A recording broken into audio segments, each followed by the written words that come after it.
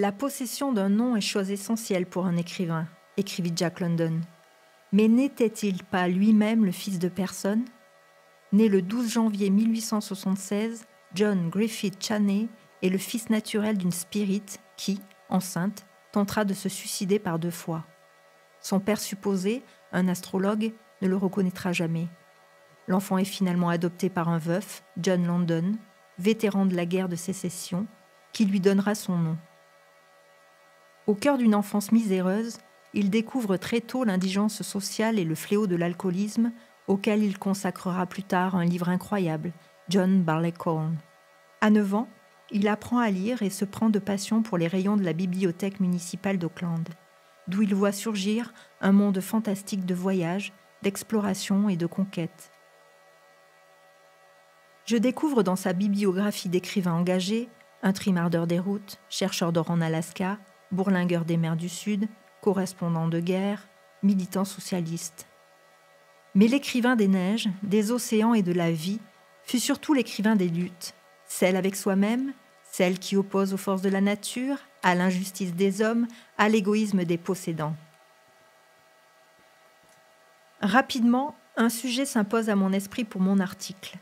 Ce grand amoureux de la vie et de toutes les aventures m'apparaît comme un grand amoureux de la femme, qui éveillera en lui son désir de conquête des océans, mais aussi de réussite sociale, par l'écriture, comme il le retranscrit dans son roman autobiographique « Martin Eden ».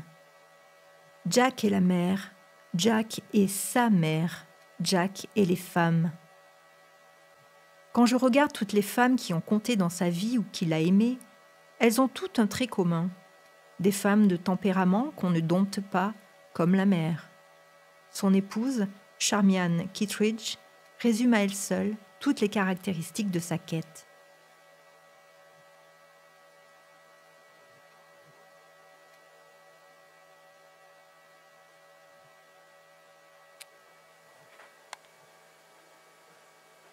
Je visionne sur le net quelques rares rushs de films tournés peu de temps avant sa mort. Une mort, d'ailleurs, dont les conditions resteront aussi obscures que celles de sa naissance.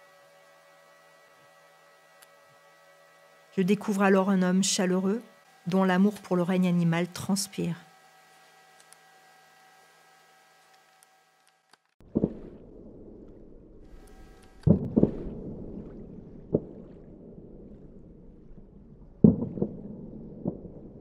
Il écrivit « J'aime mieux être un météore superbe plutôt qu'une planète endormie. La fonction de l'homme est de vivre, non d'exister. Je ne gâcherai pas mes jours à tenter de prolonger ma vie. Je veux brûler tout mon temps.